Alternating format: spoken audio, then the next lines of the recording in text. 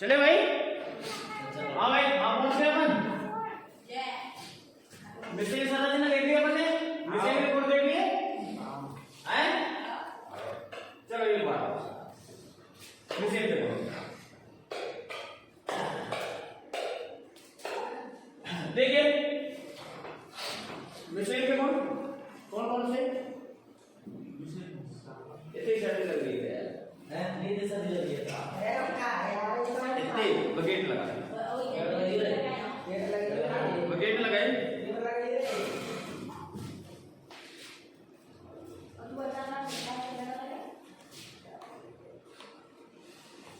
तो नहीं है एक सर्वे नहीं खारी। देखिए मिसेल के रूप में साबुन सफाई करने का में सक्षम होता है। भाई साबुन जो होता है ना वो कैसी संरचना बनाता है, मिसेल से। और मिसेल संरचना जो होती है वो क्या करती है, सफाई। वो क्या करती है, सफाई। ठीक है ना। मिसेल विलयन में क्लोराइड के रूप में बना रहता है। मिसेल जो है वो पानी के घोल में किस रूप में मिलता है, क्लोराइड। ठीक है ना। आगे ये आयन विकर्षण के कारण अवक्षेपित नहीं होते। इनके जो आयन है वो क्या नहीं होते, विकर्षण के कारण अवक्षेपित नहीं होते। ठीक है।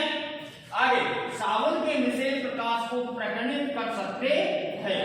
साबुन के जो मिसेल है वो प्रकाश को क्या कर सकते हैं, प्रकटन। ठीक है ना, प्रकटित कर सकते हैं। साबुन का मिसेल मैल को पानी में घोलने में मदद करता है। और साबुन का जो मिसेल बनती है संरचना वो मैल को किसमें घोल देती है मेरे लालो, पानी में। किसमें, पानी में घोल देती है।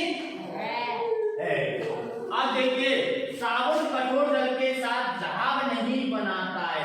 आपने देखा होगा कहीं कहीं कठोर जल होता है तो उसमें साबुन बिल्कुल झाग नहीं बनाता है, चिकना चिकना सा हो जाता है, लेकिन झाग नहीं बनाएगा। और जब तक झाग नहीं बनते हैं जब तक सफाई नहीं होती है ना। आपने देखा होगा। और कहीं कहीं उसी पानी में हमने रिंस सर्फ एक्सेल काम में ले लिया तो झाग बन जाएंगे ना।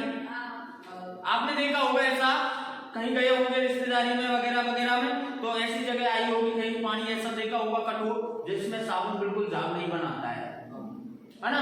जैसे अपन के आते हैं ओसवाल वगैरह डॉक्टर वगैरह तो ये बिल्कुल झाग नहीं बनाते। और इनकी जगह हम रिंस सर्फ एक्सेल काम में ले ले तो वो झाग बना लेता है। ऐसा क्यों होता है,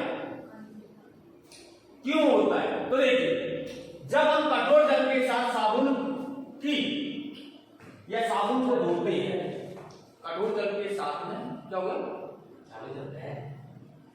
जब हम कठोर जल के साथ साबुन से कपड़े धोते हैं तो ये झाग बड़ी मुश्किल से बन रहे हैं। जो झाग बनेंगे वो बड़ी मुश्किल से बनेंगे।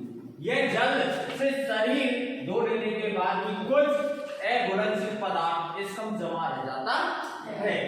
ऐसा इसलिए होता है ये जो सारी बातें कि भाई झाग नहीं बना रहे, शरीर पर साबुन लगा रहे तो भी झाग नहीं बन रहे, मैल साफ नहीं हो रहा है ना, ये आदि कारण होते हैं कठोर जल के साथ साबुन के। लेकिन ऐसा क्यों होता है, क्योंकि साबुन जो होता है वो कठोर जल में उपस्थित कैल्शियम और मैग्नीशियम लवणों से अभिक्रिया कर लेता है। कठोर जल में कुछ लवण पाए जाते हैं, कौन से, कैल्शियम एवं मैग्नीशियम जैसे, और लवणों से क्या कर लेता है साबुन, अभिक्रिया कर लेता है। और ऐसे में आपको अधिक मात्रा में साबुन का उपयोग करना पड़ता है और इसी कारण साबुन झाग नहीं बना पाता है। ये लवण यदि मौजूद है जिस जल में, कठोर जल में ये लवण मौजूद होंगे तो उसमें साबुन झाग नहीं बनाएगा। और जबकि मृदु जल जो है उसमें साबुन आसानी से झाग बना लेता है। ठीक है भाई। अब देखिए रिंस सर्फ एक्सेल की बात की हमने तो उनको बोलते हैं अपमार्जक। रिंस सर्फ एक्सेल को क्या बोलते हैं, अपमार्जक। ठीक है ना। तो देखिए अपमार्जक कठोर जल में आसानी से झाग बना लेता है, आसानी से सफाई का कार्य कर लेता है नहीं कर लेता है। अपमार्जक लंबी श्रृंखला कार्बोक्सिलिक अम्ल श्रृंखला के बने होते। पहली बात तो याद रखना जो अपमार्जक होते हैं वो किसके बने होते हैं? कार्बोक्सिलिक अम्ल के। लंबी श्रृंखला वाले कार्बोक्सिलिक अम्ल के बने होते हैं कौन? अपमार्जक। कौन? अपमार्जक। ध्यान रखना है ना। अमोनियम एवं सल्फोनेट लवण होते हैं। इसमें क्या होते हैं? अमोनियम और सल्फोनेट लवण होते हैं। इन यौगिकों का अवशिष्ट जरा कठोर जल में उपस्थित कैल्शियम एवं मैग्नीशियम आयनों के साथ एक घुलनशील पदार्थ का बनाते हैं। ये क्या है? ये अमोनियम और सल्फोनेट जो लवण है ये कैल्शियम और मैग्नीशियम आयन में नहीं घुल पाते हैं, और नहीं घुल पाएंगे तो ये आसानी से क्या कर लेंगे? जहाज बना देंगे। ठीक है ना। इस प्रकार वे कठोर जल में भी प्रभावी बने रहते हैं और कठोर जल में आसानी से क्या दे देते हैं? जहाज। अब आपसे क्वेश्चन करूं कि साबुन कठोर जल में जहाज क्यों नहीं देता? क्योंकि साबुन कैल्शियम और मैग्नीशियम जैसे लवणों के साथ अभिक्रिया कर लेता है और इस कारण झाग नहीं बनाता है। जबकि अपमार्जक कठोर जल में झाग क्यों बना लेता है? क्योंकि अपमार्जक में पाए जाने वाला अमोनियम और सल्फोनेट लवण कैल्शियम और मैग्नीशियम आयन जैसे से अभिक्रिया नहीं करते हैं, इस कारण वो आसानी से झाग बना लेते हैं। ठीक है भाई, ध्यान रखोगे। अंडरलाइन कर लो, दोनों लाइन में अंडरलाइन कर लो, अंडरलाइन कर लो, करना चाहो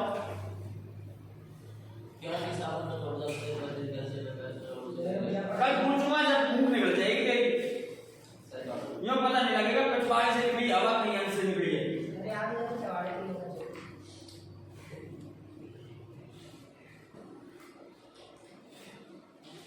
चले भाई, देखिए साबुन और अपमार्जन में अंतर देखते हैं हम।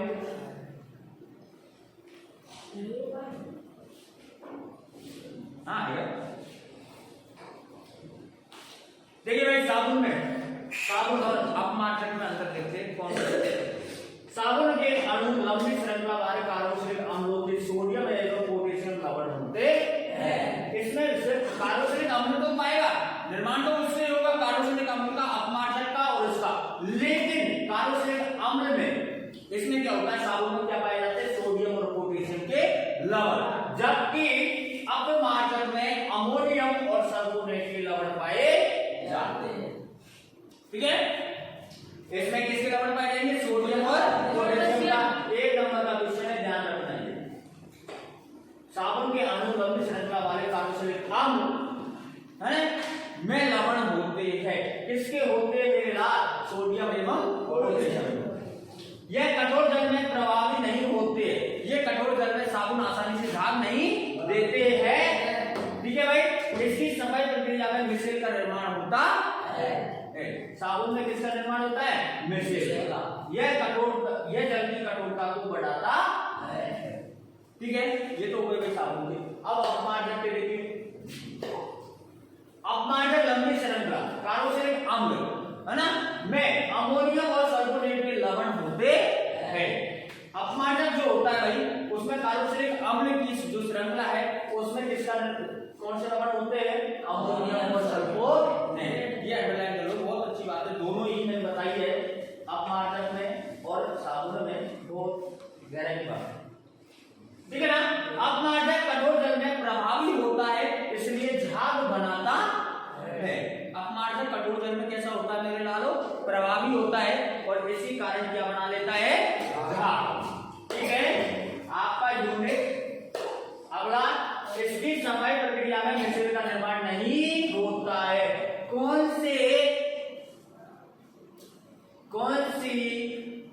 क्रिया में मिश्रण का निर्माण नहीं होता है मेरे लालो? कौन सी में? अपमार्जक क्रिया में मिश्रण का निर्माण नहीं होता है। यह कठोरता को कम नहीं करता है। यह कठोरता को कैसा कर देता है? जल की कठोरता को कैसा कर देता है? कम। Okay, that's all. आपका यूनिट 10। ठीक है भाई, एनसीईआरटी के कुछ क्वेश्चन है हमारी किताब से, देख लेते हैं। पहला क्वेश्चन दिया हुआ है हमें भाई, CO2 सूत्र वाले कार्बन डाइऑक्साइड की इलेक्ट्रॉन बिंदु संरचना क्या होगी? इलेक्ट्रॉन बिंदु संरचना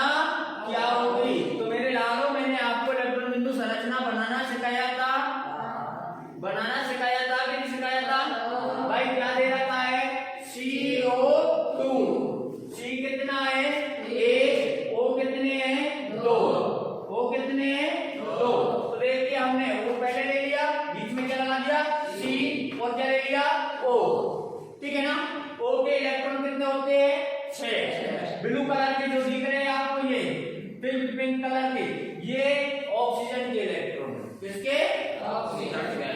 देखिए दिख रहे हैं ये ऑक्सीजन के इलेक्ट्रॉन है।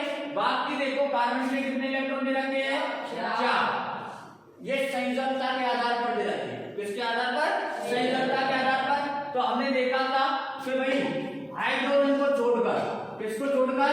हाइड्रोजन को छोड़कर बाकी सब इलेक्ट्रॉनों को अपने आयतन को उसको पूरा करने के लिए कितने इलेक्ट्रॉन की आवश्यकता पड़ती है? 8। तो देखिए ऑक्सीजन कार्बन के 2 इलेक्ट्रॉनों से साझा कर रहा है, कर लिया, गोला हो गया पूरा।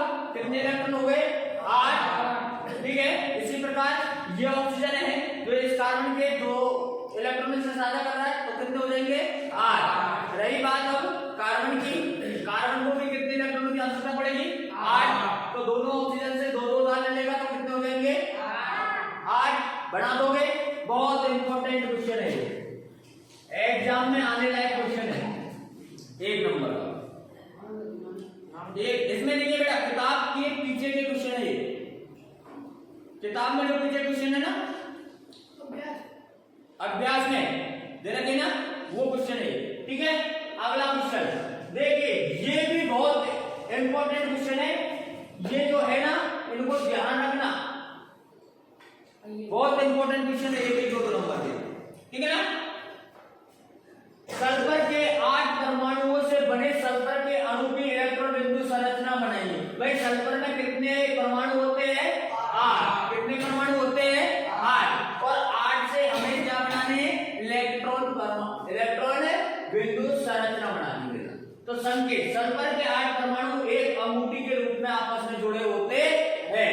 देखिए एक सल्फर इससे जुड़ रहा है, ये सल्फर इससे जुड़ रहा है, इससे जुड़ रहा है, फिर इससे जुड़ रहा है, ऐसे जुड़ रहे हैं आपस में, जुड़ रहे ना। अब देखिए हमें गोल ये संरचना दे दी, कैसे भी संरचना दे दो, लेकिन हमें आपस में जोड़ना है ना, तो बना दोगे। देखो सल्फर में 4-4 इलेक्ट्रॉन दिखा रखे, सब में दिखा रखे ना। तो देखिए इसके 4 और इसके 4 कितने हो गए? 8। इसके 4 और इसके 4 कितने हो गए? इसके 4 और इसके 4 कितने हो गए? इसके 4 और इसके 4 कितने हो गए? इसके 4 और इसके 4 कितने हो गए? 8 हो गए।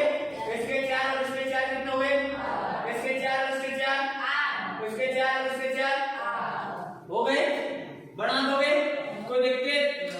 बहुत अच्छा क्वेश्चन है, इंपॉर्टेंट क्वेश्चन मेरे लाल बोलो, आने लायक क्वेश्चन है 10th में, इसका ध्यान रखना, आने लायक क्वेश्चन है ये। दोनों आगे चले।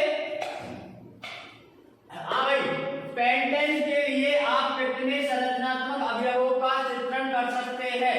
तो देखिए पेंटेन के लिए हम 3 समावयवी चित्रों का कर सकते हैं। अब भाई 3 संरचना बन सकती है क्या पेंटेन की? बन सकती है क्या? कौन सा बंद है? एकल बंद है ना, है नारायण, एकल बंद है ना, तो 3 संरचना आराम से बन जाएगी। एक तो नॉर्मल संरचना, एक लंबी संरचना, है ना, और एक इलेक्ट्रॉन बिंदु बन जाएगी ना। देखते बना के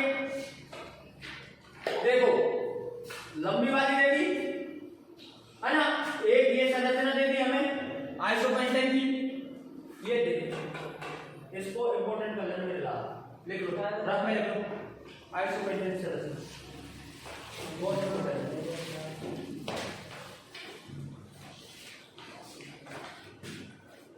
ये तीनों ही नोट कर लो, ये तीनों ही नोट कर लो, नामकरण लिखे हुए, पेंटेन की, आइसोपेंटेन और नियोपेंटेन। रख लीजिए क्या? ठीक है, और बोल दिया रख लीजिए, बेटा करो, आ जाते जिम में।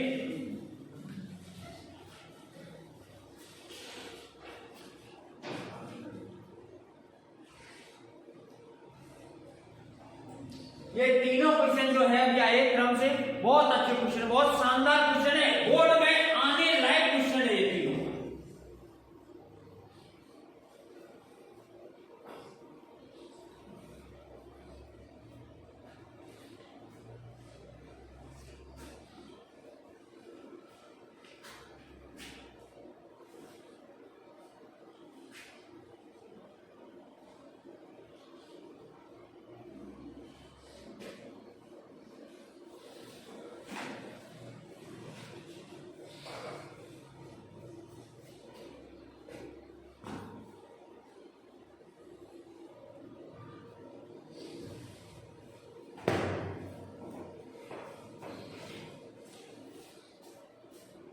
किताब में ढूंढना पड़ेगा, फिर उत्तर होगा, कहाँ मिलेंगे।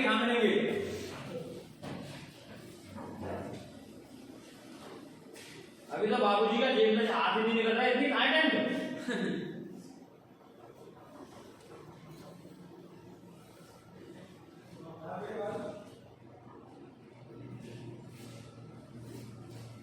नेता हो गए, जल्दी जाया करो।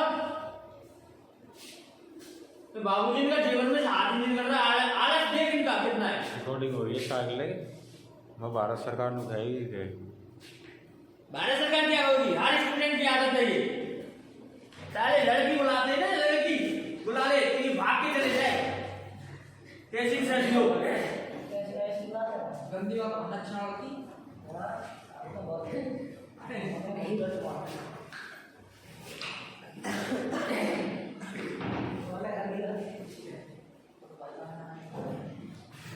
ऐसा क्या करेंगे,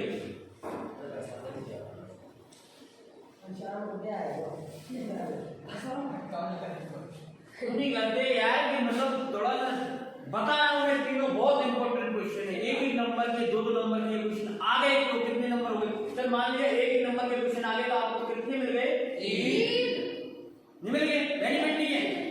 क्वेश्चन इस टाइप के आएंगे आपको एग्जाम में। बनाओ संरचना, कहां से बनाओगे, पोकट हलवा है वहां तो खा लेगा बिना चम्मच का, बताइए। अगला देखिए, कार्बन के दो गुणधर्म कौन से हैं जिनके कारण हमारे चारों तरफ कार्बन यौगिकों की विशाल संख्या दिखाई देती है। कार्बन के ऐसे कौन से गुणधर्म है जो हमारे चारों तरफ कार्बन दिखाई दे रहा है, जबकि कार्बन तो 0.05% है पृथ्वी पर टोटली, है कि नहीं है 0.05% कार्बन। तो ऐसा कौन सा गुण है कार्बन का जो चारों तरफ हमें कार्बन दिखाई देता है। तो देखिए कार्बन के दो गुणधर्म है ऐसे, कौन से दो, कौन से, कार्बन की संयुक्तता 4 है, अतः यह अपने परमाणु के साथ एकल द्विबंध और त्रिबंध संयुक्त आवरण बना सकता है। कार्बन की संयुक्तता 4 होने के कारण ये एकल बंध, द्विबंध और त्रिबंध बना सकता है, जिसके कारण कार्बन का निर्माण हो जाता है। दूसरा, एक कार्बन परमाणु अन्य कार्बन परमाणुओं के साथ आवरण बनाकर लंबी श्रृंखला बनाता है, लंबी श्रृंखला का निर्माण कर लेता है। एक कार्बन दूसरे कार्बन के साथ में आवरण बना के लंबी श्रृंखला का निर्माण कर लेता है। ऐसे कार्बन यौगिक की संख्या बहुत विस्तृत होती है, मतलब कार्बन का निर्माण होता है। बहुत शानदार, लगाओ।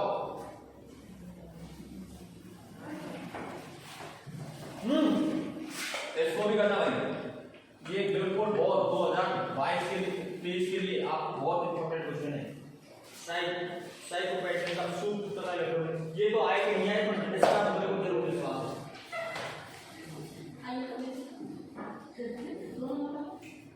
इसका मेरे को 199% विश्वास है।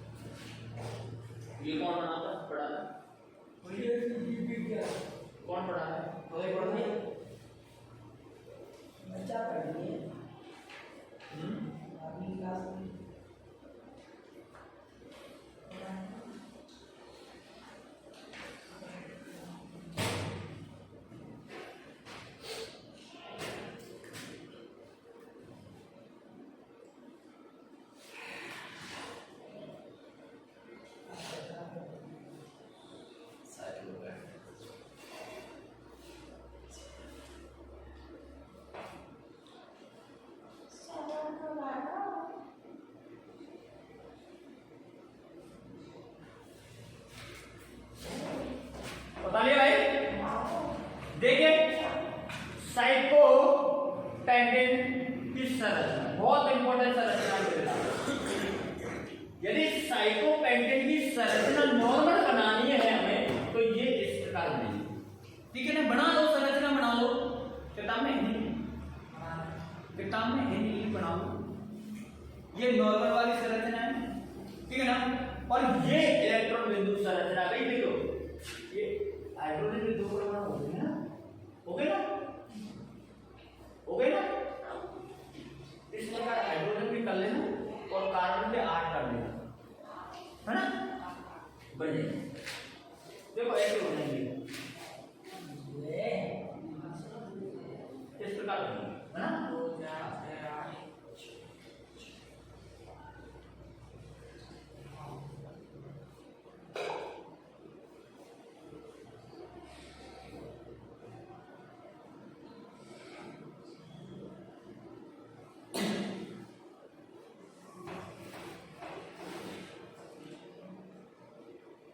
इसका सूत्र लिख लेना, C5 कहते हैं।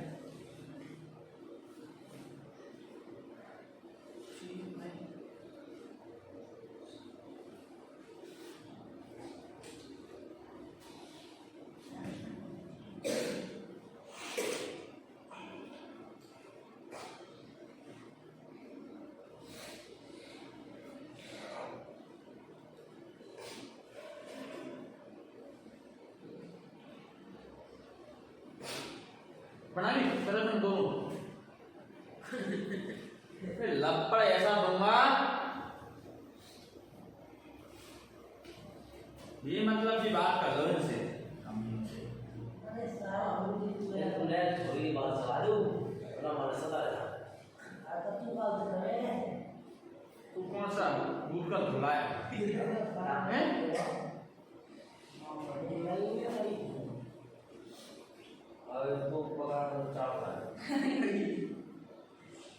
तेरी तो रोड ही निकल जाती, बात चलती।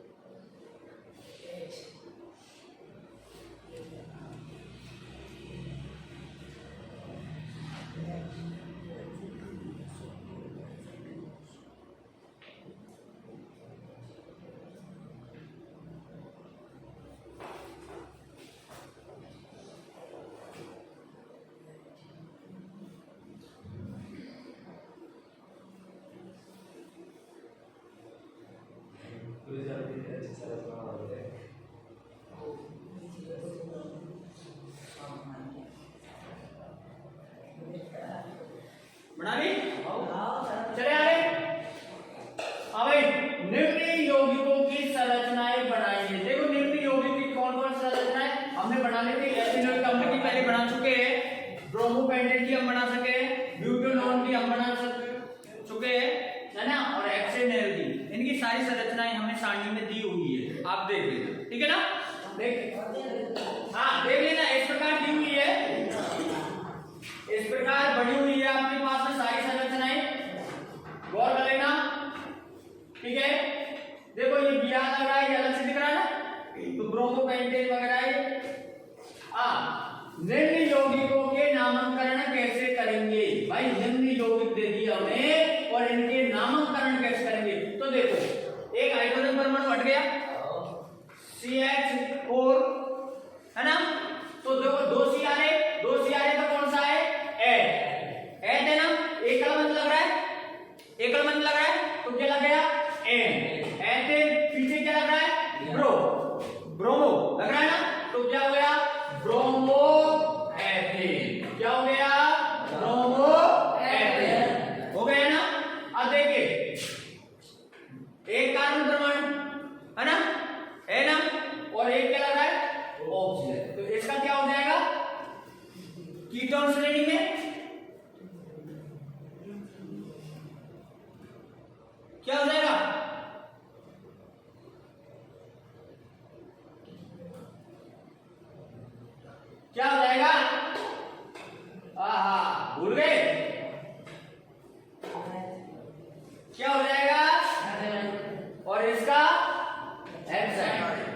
ठीक है। हाँ अगला, एथेनॉल से एथेनॉल के अम्ल में परिवर्तन को ऑक्सीकरण अभिक्रिया क्यों कहते हैं? मैंने बताया था क्यों कहते हैं मेरे लालो, क्यों कहते हैं? क्योंकि जिन पदार्थों में अन्य पदार्थों को ऑक्सीजन देने की क्षमता होती है ऐसे पदार्थों को ऑक्सीकारक कहते हैं। निम्नलिखित अभिक्रिया में अल्कोहल को कार्बोक्सिलिक अम्ल में बदल देता है। इसका रासायनिक सूत्र मैंने बताया था, क्षारीय पोटेशियम परमैंगनेट है और सोडियम बताया था, इनमें ऊष्मा लगती है। लाइट्स में पढ़ा था हमने, पढ़ा था नहीं पढ़ा था? उपरोक्त अभिक्रिया में एल्काइल है ना ऑक्सीजन प्रदान करने का कार्य करते हैं। इस अभिक्रिया में CH3CH2OH एल्कोहल ऑक्सीजन से अभिक्रिया करके एथेनोइक, इसे ऑक्सीकरण अभिक्रिया कहते हैं। ठीक है भाई। अगला क्वेश्चन है आपका, ऑक्सीजन तथा एथाइन के मिश्रण का अध्ययन वेल्डिंग के लिए किया जाता है। क्या आप बता सकते हैं कि एथाइन तथा वायु के मिश्रण का उपयोग क्यों नहीं किया जाता है? तो देखिए उत्तर में, वायु में ऑक्सीजन प्रचुर मात्रा में उपलब्ध नहीं होती है। वेल्डिंग में पूर्ण दहन के लिए ऑक्सीजन की आवश्यकता होती है। अतः ऑक्सीजन एवं एथाइन के मिश्रण को ही वेल्डिंग के प्रयोग में लिया जाता है। इस मिश्रण को ऑक्सी एसिटिलीन गैस कहते हैं। ध्यान रखना, ऑक्सी एसिटिलीन गैस किसे कहते हैं? जो वेल्डिंग में काम आती है। प्रयोग द्वारा आप एल्कोहल एवं कार्बोनिक अम्ल में कैसे अंतर कर सकते हैं? तो देखिए, सोडियम बाइकार्बोनेट से अभिक्रिया करने पर दोनों में अंतर प्राप्त होता है। सोडियम बाइकार्बोनेट एल्कोहल के साथ कोई क्रिया नहीं करता है, नई गैस उत्पन्न करता है।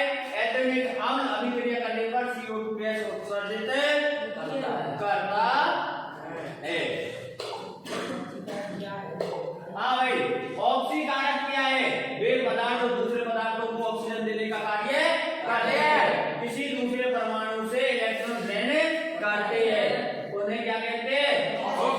जैसे एल्काइल पोटेशियम परमैंगनेट और अम्लीय पोटेशियम डाइक्लोराइड। ठीक है भाई।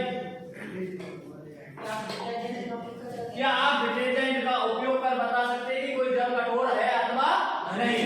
तो देखिए, डिटर्जेंट जो पाउडर आता है साबुन धोने का, वो कपड़े धोने का प्रयोग करके ये बता सकते हैं कि जल कठोर है अथवा क्योंकि ये दोनों ही स्थितियों में मिश्रित झाग उत्पन्न करते हैं। चाहे कठोर जल हो चाहे मृदु जल हो, दोनों में क्या उत्पन्न करेंगे?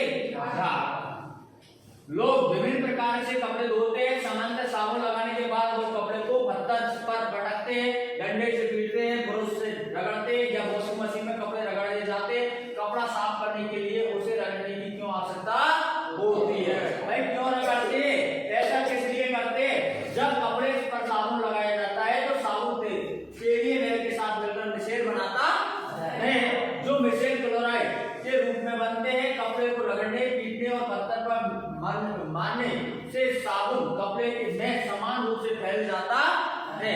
जो रगड़ते हैं, पीटते हैं डंडे से, वो साबुन उसके चारों तरफ फैल जाता है और जिससे मिश्रण बनने में आसानी हो जाती है और ताकि कपड़े पर लगे दाग मिश्रण से मैल के रूप में आसानी से अलग हो जाते हैं या निकल जाते हैं और कपड़ा साफ हो जाता है।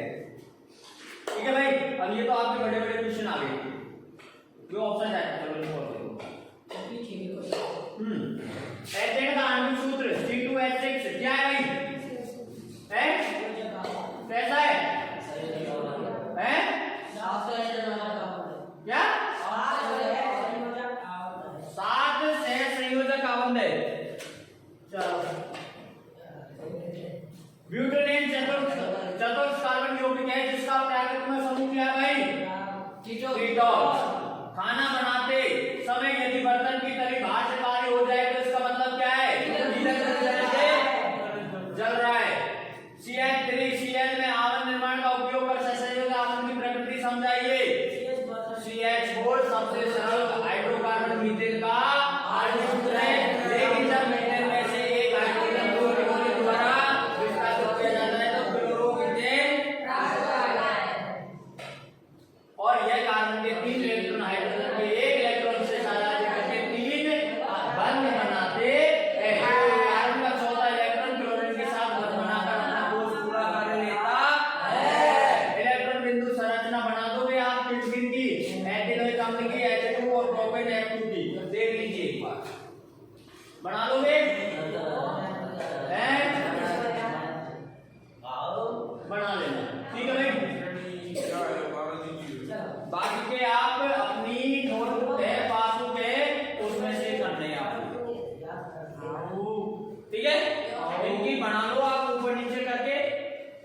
इनकी जो